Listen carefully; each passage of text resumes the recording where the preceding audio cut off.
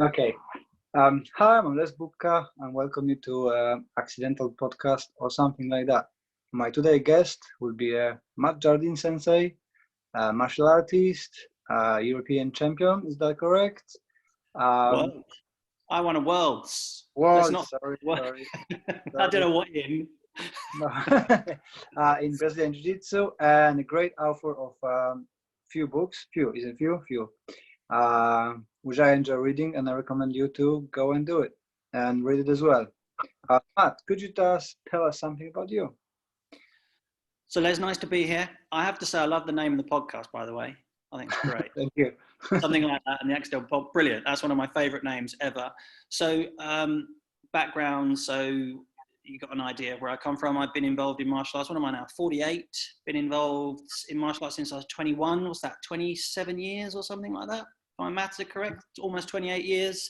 Started off in karate, kind of to show what karate we had. It was at most about kata with Kyokushin and Goju-ryu. So I was in that, and then transitioned to full contact, so Kyokushin karate, for a number of years, long time. I kind of remember, it's like a lifetime ago. And then transitioned eventually. So I grew up in that school where we weren't encouraged to look elsewhere. And as someone who wants to always look elsewhere, not from a disloyalty point of view, but from a learning, I mean, that's how we became friends. Yeah. Because I always look elsewhere, as do you. And then I realized that actually there was more beyond my club and the opinions that, we know best.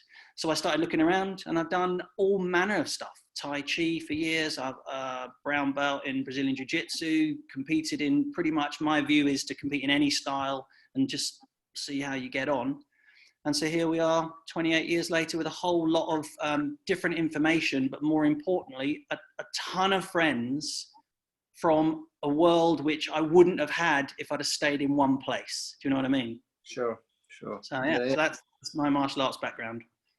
I don't know if you noticed, I know that on podcast you won't see it, but it just came to my mind because I'm hiding in my son's bedroom, and you're very keen on, and I got a rash guard from you about 5 monkeys.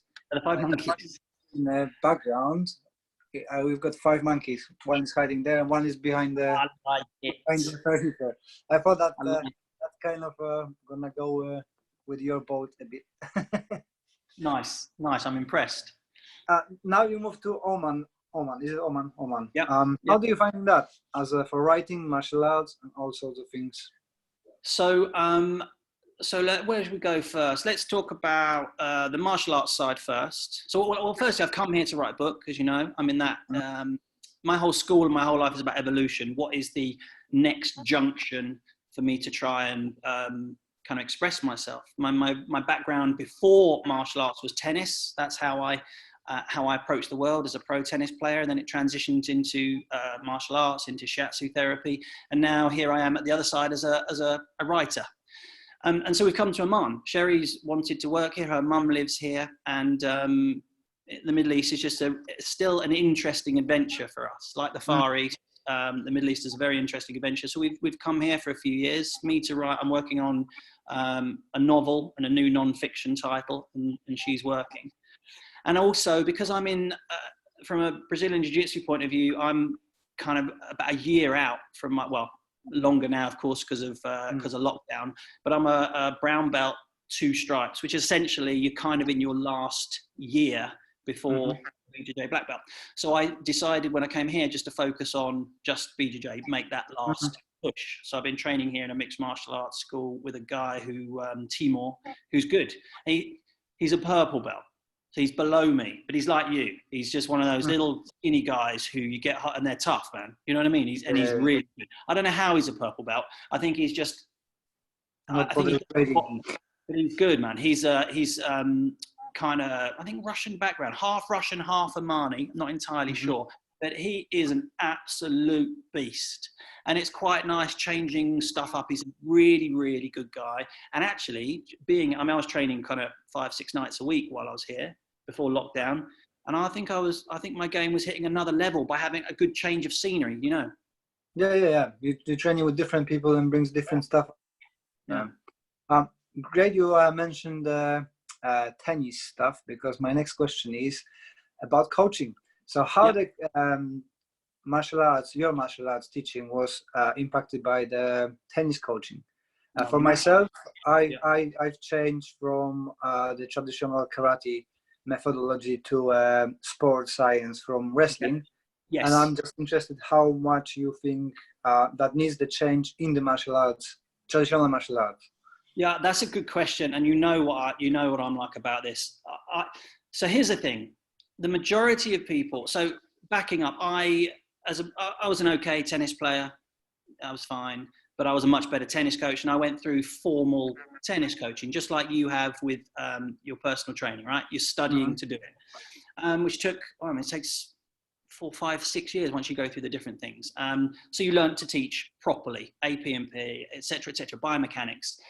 Now, of course, the majority of martial arts instructors, which is fine, but are hobby instructors. Very often, most of us come to it by our teacher saying, Matt, Les, can you take the group of green belts and go and help them with, I don't know, you know what I mean? You go in that corner and you learn on the move, which is fine, right?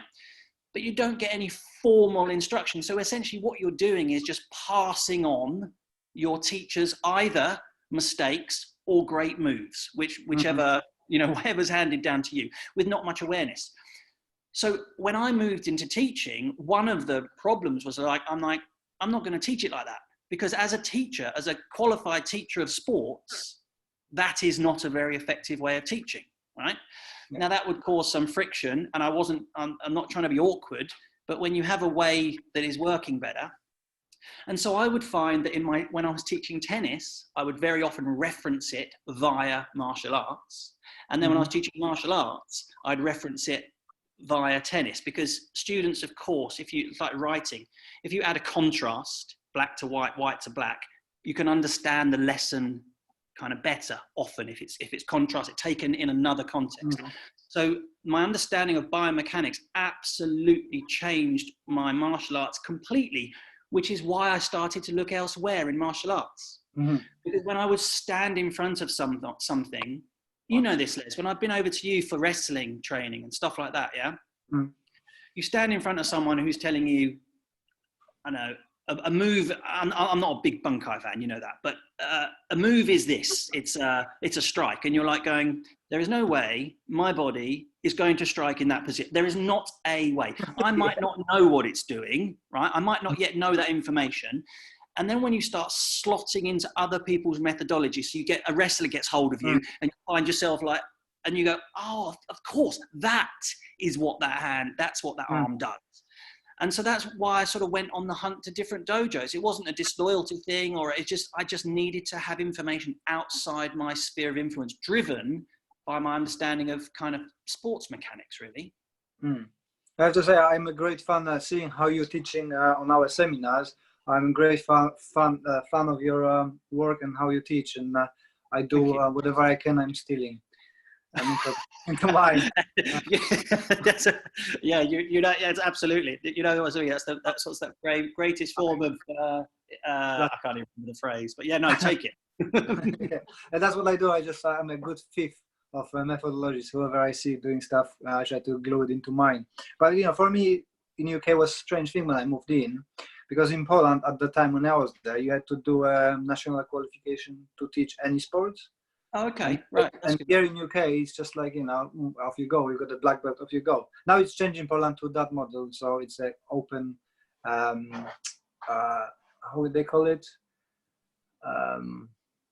Like an open source, so you can do whatever you want, and lots of people doing their own courses, which is fine because it gives different variety and you can choose and pick what's best. But then it's kind of too much freedom sometimes. So here's the thing, right? On that freedom thing, is that open source is fine, and it's like open writing. With all the stuff that we've got, everyone can sing on a stage, write on a stage, do martial arts on a stage. And in one way, that's great if the person doing it holds themselves to a new standard, right? Let's take writing as an example. because we're talking martial arts, as you know, I use another example. In traditional publishing, an editor ripping through your stuff with a red pen holds you to a standard, right? Mm-hmm. Yeah. And you just, you know, as crushing as that might be, there is someone who is in the job at the highest level, keeping you to a standard. Now, as good as self-publishing is, most people won't hold themselves to that standard. They'll let that word go. They'll let that paragraph go. So what you get is a kind of just a plethora of average books. So to put that back into the martial arts, you get the same thing. Unless you've got someone who is, right, I'm going to go to this school and learn this, and I'm going to get a black belt in judo and a black belt in BJJ, right? People will just have this open sourcing just leads to a lot of very, very average instruction. And it's not just martial arts, right? It's the PT world. It's any world that doesn't have an accountable standard. So freedom is both good and not good. So yeah. It's that balancing. And I just think it's down to personal integrity. Or is the instructor passionate enough about getting themselves to their top level? And some of the stuff I see, I mean, who am I to judge, right? You know, who am I to judge? But some of the stuff I see, I think, I'm not sure they're trying to push themselves to the level they are. You know, it's just my opinion. Yeah, I'm with you on that one. Which brings me to the other question. That flows really nice. I like it. Ego versus confidence. And I tell you a story. I think I never told you that story. But before I met you, I've been very wary of you in a kind of negative way. So my brain was washed by, you know, which group. Matt is not a very nice person. He's overconfident. His ego is very, very high. And then the clash with reality, there comes the really nice guy with the gifts and stuff. And then you got a kind of internal conflict of, I heard he's overconfident. I see the person who, yes, is confident, but in the same way is modest. So my question is, where is that line of being confident because you know your stuff, you are your own person, and then you draw overconfidence on borderline cockiness? You know what I mean? Or no, I do, man. I completely know what you mean. And it's one of the reasons I left that last association. When I asked to do the 30-man lineup, it absolutely was not about me being trying to be the biggest. It's just in our school at Third Dan that we'd run out of challenges, right? Mm-hmm. Yeah. And I wanted a new challenge. And in Kyokushin, which is where our school is derived from, the 30-man was the next thing, 30, 50, 100. So there was that whole risk, is once you step, that's where I kind of got the idea. Once you step your head up above the kind of parapet, you're going to get shot at. Now, for me, ego and confidence are two different beasts. They're not even a fine line. They're not even, one doesn't tip into the other. One is empty. Sherry's mum's friend, is that right? Yeah. Has this great phrase. She's a wonderful old, I had to work that out in my, Her name's Jackie, right? And she has this phrase called the empty kettle, okay, sounds the noisiest. Mm-hmm. The idea that the people who, there's no substance to ego. It's based on a brashness which has no internal humility or worth, because there's nothing behind it. The reason people often are brash, and I was this as a tennis player, because as a tennis player, you know, you talk about your stuff in Anxious Black Belt. Well, if you'd have written Anxious Tennis Player, it was the same book, right? Yeah. Same thing. And I was brash. I was aggressive. I was brash. I was cocky because I wasn't very good. I mean, you know, I wasn't where I wanted to be. All I wanted to do was win Wimbledon. And there were so many more people better than me. Now, by the time I'd kind of finished that over the next 22 years through martial arts, just through hard training, right? You find, okay, actually that emptiness is filled with something. But to be honest, the biggest place that came from growth-wise was not actually even through martial arts, it was through meditation. Through honestly sitting with myself every day and realizing you're being a muppet, or what you're saying is full of stuff, it has some value behind it. That is the difference. And I remember this when on my first pitch for Hardest Path, I wrote something along the lines of, and we've spoken about this before when you came over to the flat, where we're almost apologetic. This is my book, I hope you like it. No, there's some good stuff in this book. I've done the hours. You know what I mean? I've sat here for 60 hours and I've written this book. To say that with confidence isn't a big-headed thing. It would be if you'd done 1 hour, right? Yeah. You've scribbled it down and then you've gone, oh, guys, I've got a 5-star book. And it took, fine, that's ego. But when you've done the work and you've been on the mat and you've tied your gi and you've sweat blood and tears or whatever it may be, that then you have a right to say, I am this. I've done this. And that's where I think the difference is between ego and confidence, for sure. Excellent. You mentioned meditation, which brings me to another question. What's your thoughts on a religion? As you probably know, me coming back from Poland, I am not by my choice, but by destiny, a Catholic. I moved away from it. More I'm looking into religion. More I'm kind of pushed away from all the religions. Closest to me is maybe Buddhism. But you're Buddhist, aren't you? You converted? Well, no. So I made the active choice after the Hardest Path, of course, which is kind of the iconic Buddhist pilgrimage. And I always describe myself as not anyist. I mean, here we're in a Muslim country, right? There's no more Muslim country than Oman. So I like to look everywhere without being held in one place, because I think they all share things. And and again, like the old karate schools, right? Once you lock into one methodology, I think it's a dangerous place to be. Now, my biggest influence, the thing that drives my life is, yes, Buddhism. But would I stand here and say I'm Buddhist? No. Is my life driven by Buddhism? Yes. But I think, again, that differentiates it different. I mean, you look at the 5 pillars from the Islamic faith. I look at that. I will stand in a church and pray. I look at that. I go on Christmas Eve. I love to go to my parents' church. It's all those sort of things.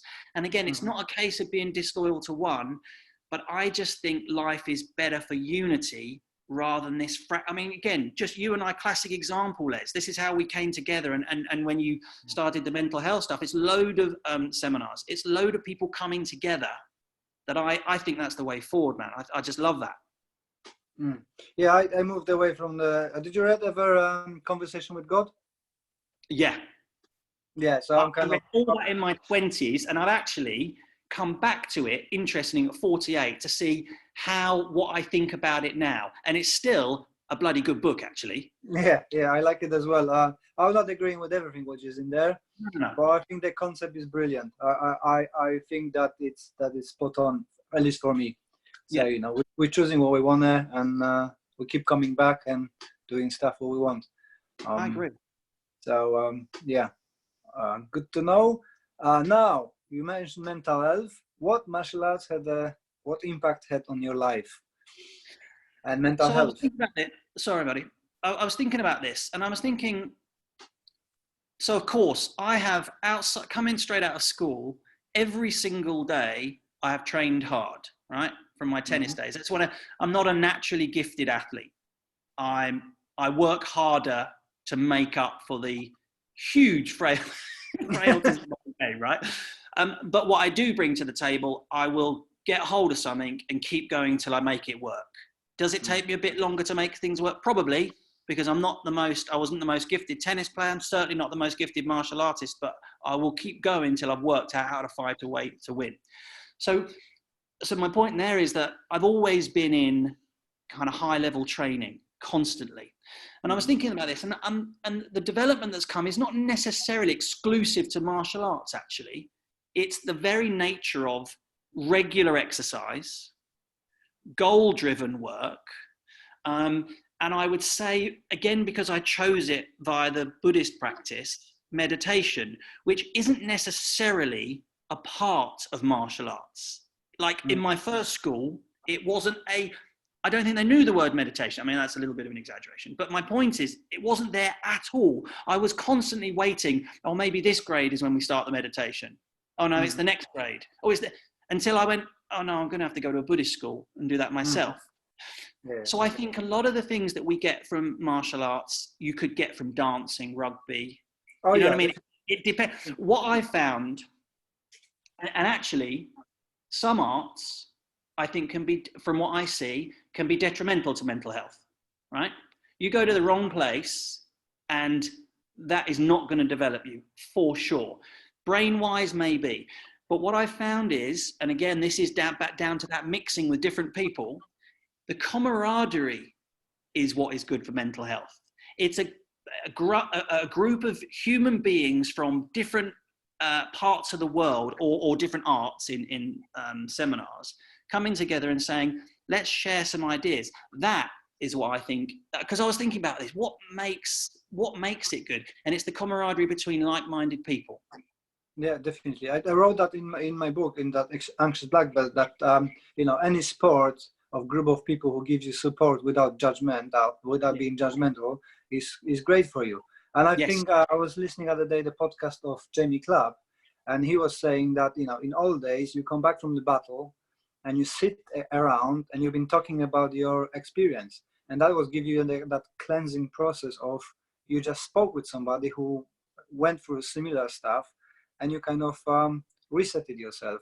And I think that's what I say about martial arts, because that's my passion. I'm in that kind of surroundings, but any sport and activity can help. But what you say that it's not always good, I think it's due to the teachers. If you've got the wrong teacher, wrong person, everything's gonna be really bad for you. Oh, absolutely. And you get the wrong environment. I've been in some environments, and I know, I'm not going to name any names, but I know some environments that I tell you, you want to undermine someone and rip someone's soul out, put them in that school. And you know what I mean? And we've all got 100 examples of those, right? And the thing is, though, I think now, and this is the beauty of mixed martial arts, and I don't say MMA, I say mixed martial arts. You know my view of the different thing. The way the world has opened up is better for that, because people can walk away from that place that in the 70s, 80s, not 70s, 80s, 90s was closed. You don't have to put up with that now. You don't have to put up with it. You know what I mean? You can go somewhere else and realize, oh, there is a whole world outside of this singular view. And thankfully, that's, what you said, this is really interesting. You know what you said about coming back after battle?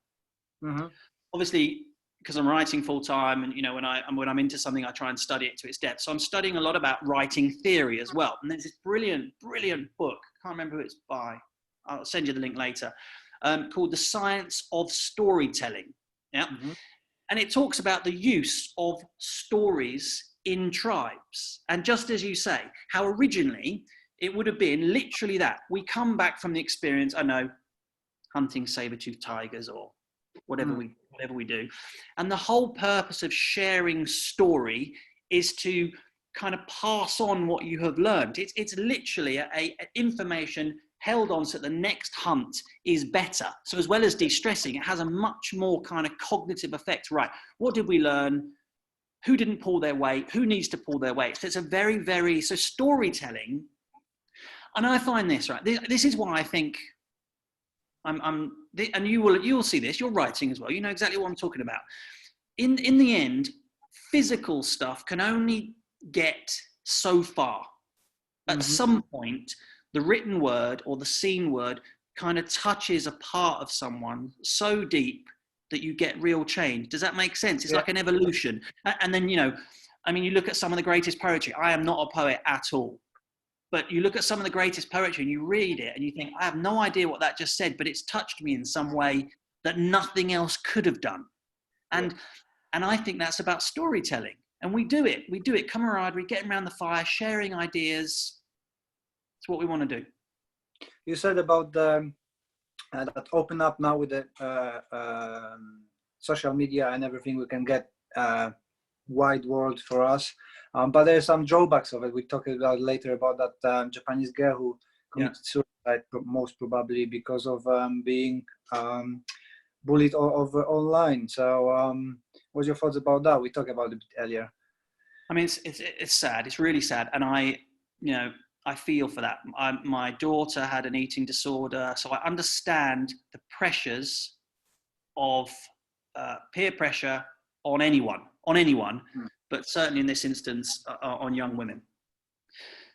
But here's the thing: once we choose to grasp the snake, once we choose to put ourselves on a platform, right, knowingly or not, we have instantly chosen to be shot at.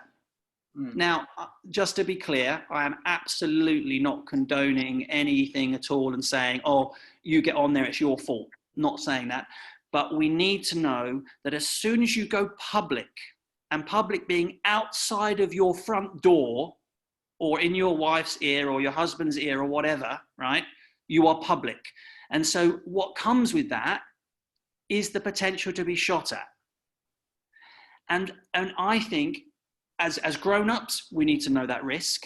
And if we need to then pass that information on to our kids and say, listen, do what you need to, be the superstar, go up there, get 1 million likes, but you know that people are coming for you, right?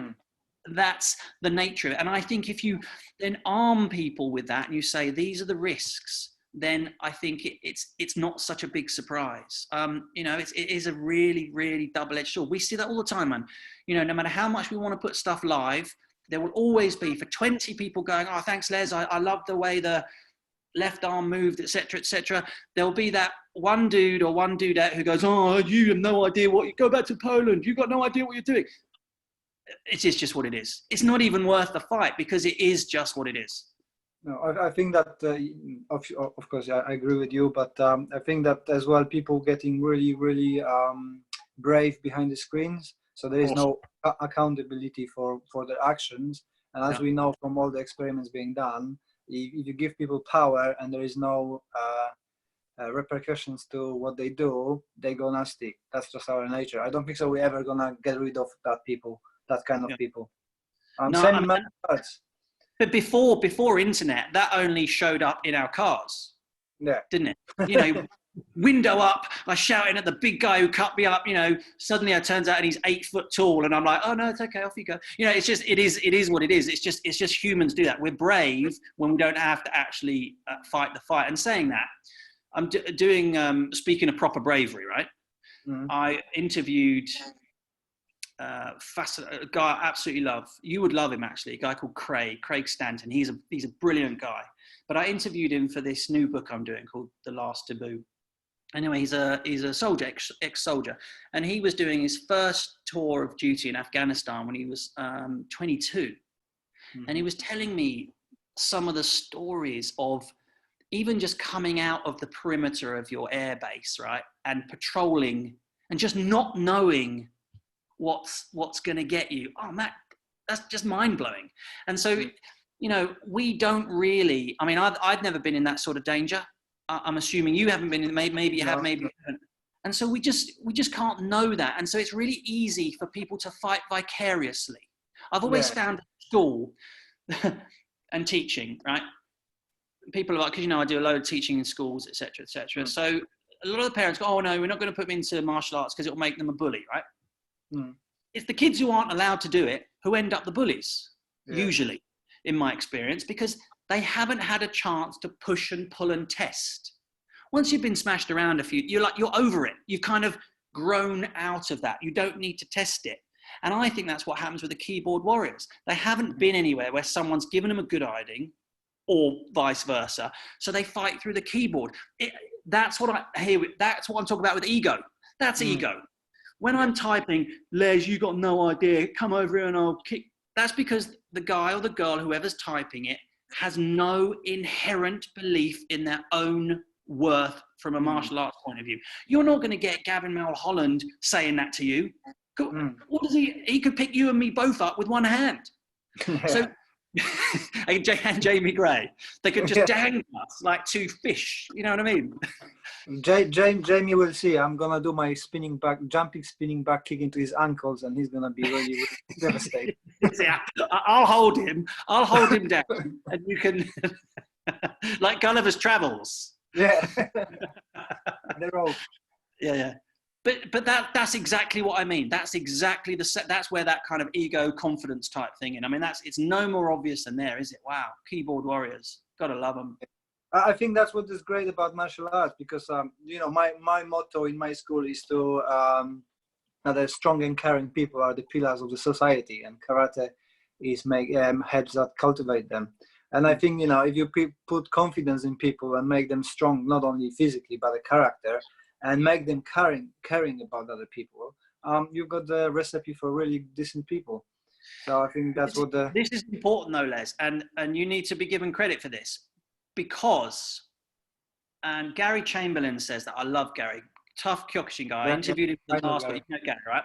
So, and I'm going to misquote him here. So if he hears this, he'll probably bash me. But it's along the lines of, let me think. Martial arts doesn't create character; it only reveals what's already there.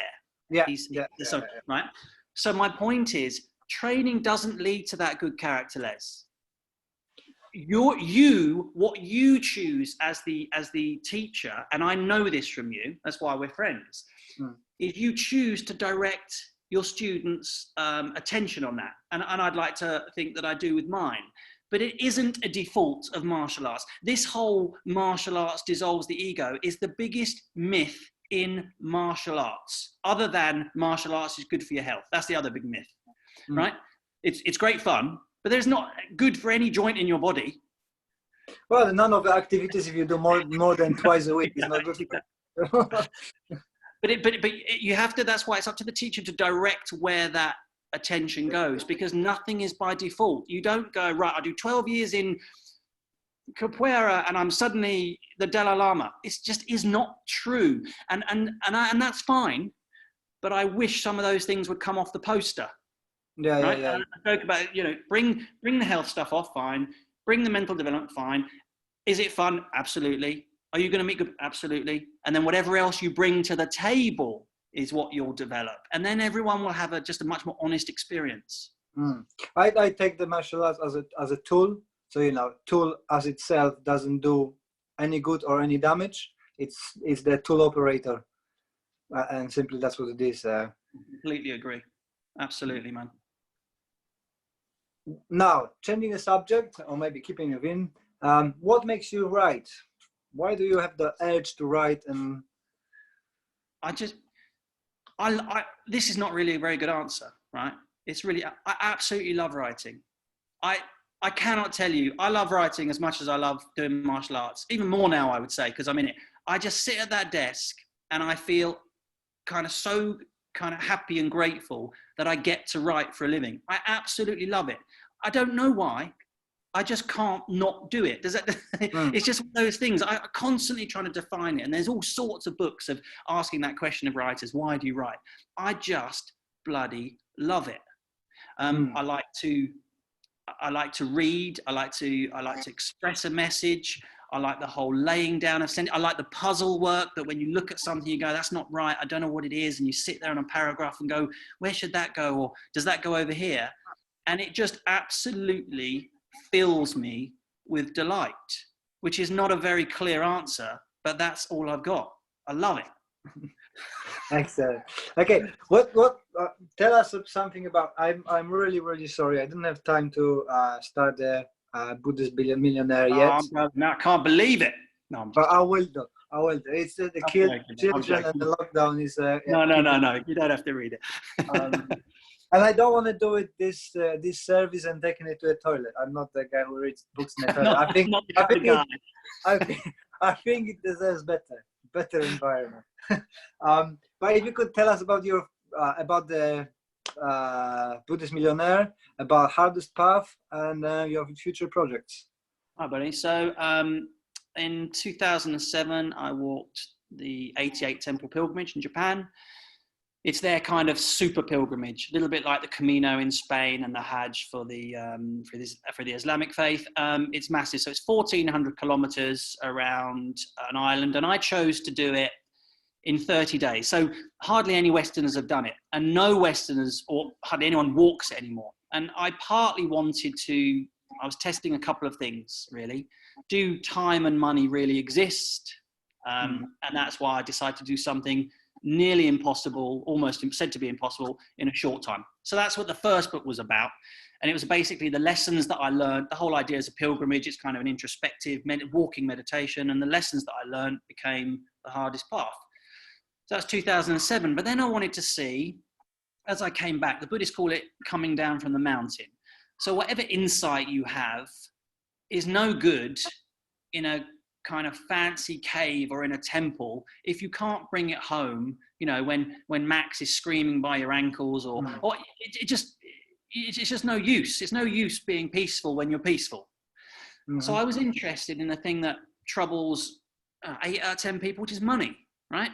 In the changing rooms everywhere, we're always hearing, always. If I had more money, I would be I don't know. If I had more time. So I went on this project to determine, could I take what I'd learned in the hardest path, which were 9 kind of, not laws, what are they, steps, I guess, lessons, I don't know. And could I apply them to create a work life that I both love and made money? Because there are kind of 2 extremes, aren't there? There is either the broke creative, you know, the artist, the struggling artist who loves what they do and they're flourishing their soul and making like no money. And the person who's making loads of money, but, you know, they've never seen their family. So I wondered, can you do both using the laws from the hardest path? And so that's what I call Buddhist millionaireship.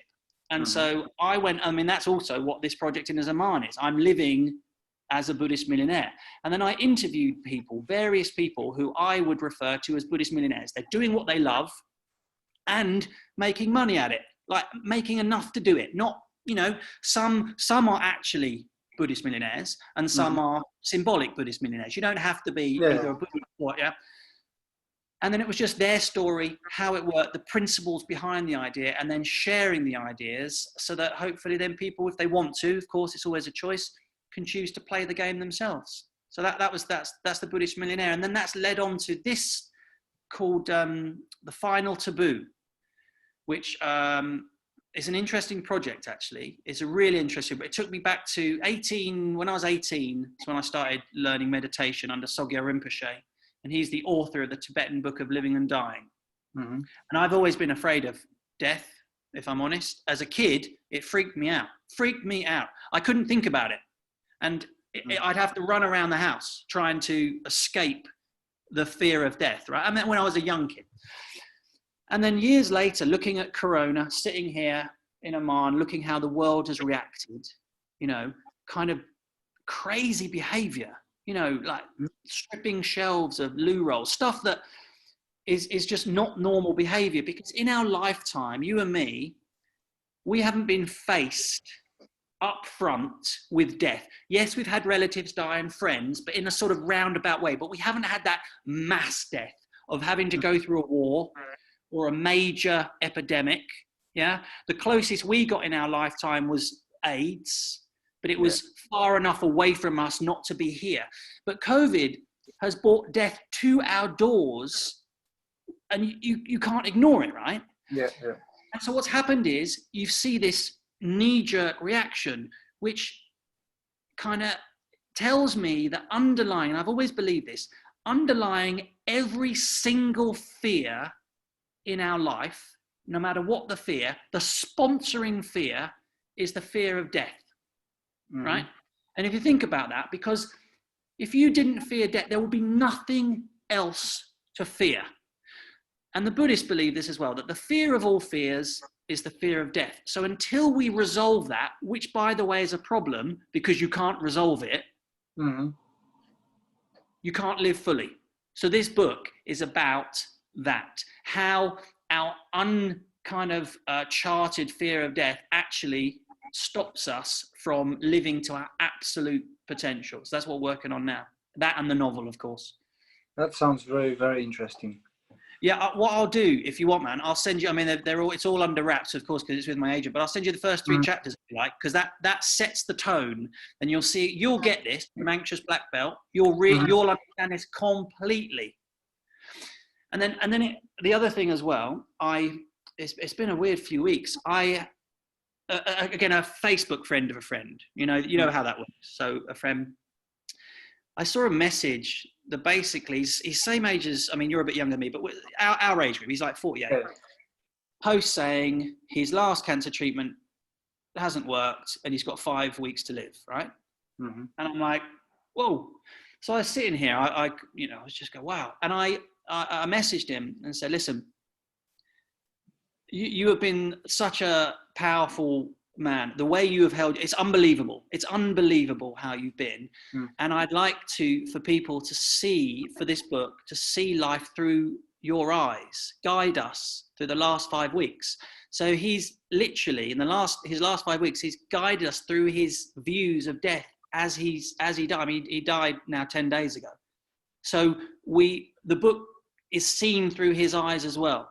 And it's eye-opening.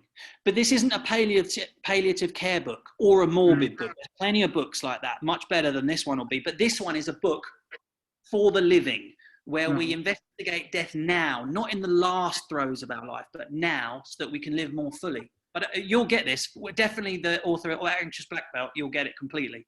Oh, I'm looking forward to it then. Okay. Yeah, it depends how you look on death. Anna's grandmother passed away a few years ago, but she was happy dying. She always said, I'm going for my new adventure. She was an adventurous person anyway, but she was always saying, I'm looking forward to death because I'm gonna go for new big adventure to see what's there. Yeah. So and I think we're doing this service to people, especially in like Catholic religions and stuff like that, because you're ingraining in people the fear of death. It's the grim. Somebody was saying description. How would you look on a death if it were described as a happy young lady taking you to a better place? Absolutely. Listening that from childhood, it would be completely different outcome than a grim skeleton with a big how do you call it, sigh? Yeah, excited. Absolutely right. And you know that death, so as I've done a load of research now, of course, that's why I've been kind of so busy on this. As you look into it, the creation of heaven and hell realms were religion created. They were, which as we know, are control related. If you want to control a human, frighten them. I mean, look what's going on around. It's the ultimate measure of control, good or bad. You've only got two motivations: fear, non-fear, love, whatever you refer to that. And so you set that up for someone, and suddenly it's a real problem. So but you're right. If you looked at it in a different way, what if? Now I'm not talking reincarnation, right? But what if that wasn't the end? What if? So look at these glasses. By the way, as you see, I've had to start using glasses now. You noticed? Can't see a thing. Yeah. Anyway, if our eyes were limited to the dimensions we could see, but we put on a new pair of spectacles that could see beyond the beyond, you may find that your whole view of things change. Like one of the things Martin said, he was checking out he was being buried in a forest, and he picked his plot of land and he wrote this beautiful piece. I asked him the questions and he'd write the answers. And where he just believes he will be kind of not reborn, but kind of like recycled. Yeah. And once you start changing perception, that ease that Anna's grandmother you said, right? Yeah. That ease that you have toward the end of your life. Can you imagine enjoying that ease in our lifetime? Like when we're in our 40s, how much freer you'd be. Because I tell you, most of the decisions people make are wrapped up. Most of the grasping, holding, get all the toilet rolls, etc., that we see in the COVID thing, are based inherently, when you investigate that, in a fear of death. So I'm challenging that with this book. Excellent. My view of death changed, because before we had children, I thought that I'm ready, I can go. Nothing really adventurous in that. But since the children been born, I just kind of hang to. I would like to see how they're gonna perform and grow, and I would missing that. But we're all evolving, changing, and our views changing all the time. So yeah, absolutely. So I think we can wrap up. That's all my questions. Or you want to cover something else? Or no, that's good. That's been. It's always fun chatting to you. I just before we go, I think are you doing some lovely work out there? I like it, and it's People are enjoying your work, and you're putting it. I call it mat time, not mat time, but mat time. You know what I mean? Most people come for a black belt, wonder why they don't get it, and then you ask them, "Can you write down how many hours you put on the mat?" When they put it together, it's not that much. Same with writing. They want to write. How many hours have you actually sat down at the desk? Not many. But what I'm seeing with your work, Les, is you're doing the mat time. Yeah, some mistakes sometimes, this happening sometimes, but that's mat time. And I'm impressed, man. I think it's really good, and I think people are really loving your stuff. Thank you. I'm just noticing now that Marek, you met Marek? Yeah, with mustaches, not the wrestling, the other guy. Not the wrestling. Okay. Yeah, he keeps saying that you turned 40 now. Your body is abandoning you. Some start going wrong, and I start feeling that I need to put up more work into the restoring the natural movements. We'll be talking about the Edo portal and stuff. You know what? Sorry, I know you want to wrap, just something. So I have trained every day, and I would almost say I'm on the verge of obsessive training since tennis days, since lockdown, and just working on the novel, not The Last Taboo, on Sydney Sea with the African novel. And since lockdown, when I first came around training, I've done nothing. And for a moment, I am not missing it at all. It's like it's nice to not have that obsessive, I'm not training 4 times, 5 times a week. It's actually kind of nice. Now, I'm sure soon I'll be back at it. But I'm actually taking time to enjoy my body doing, just sit and write, chill out, nothing's going away. It's great. I do that actually since we've been in Poland. So since I started, I call the sinusoidal karate. So it goes up and down. Yeah. So you need to have that break. So when I was training in Poland, we always had a 2 months break to just restore that eagerness to get back to the training and have a more motivation. And your body needs rest as well. Yeah. No, I agree. I'm definitely enjoying that. All right, buddy. Okay. Matt Jardine, thank you for being with us, and have a great chat. And I'm gonna wrap it now, and thank you very much again. Thanks, Les. I stopped recording. I didn't edit that, and then I'm gonna, if you will receive email.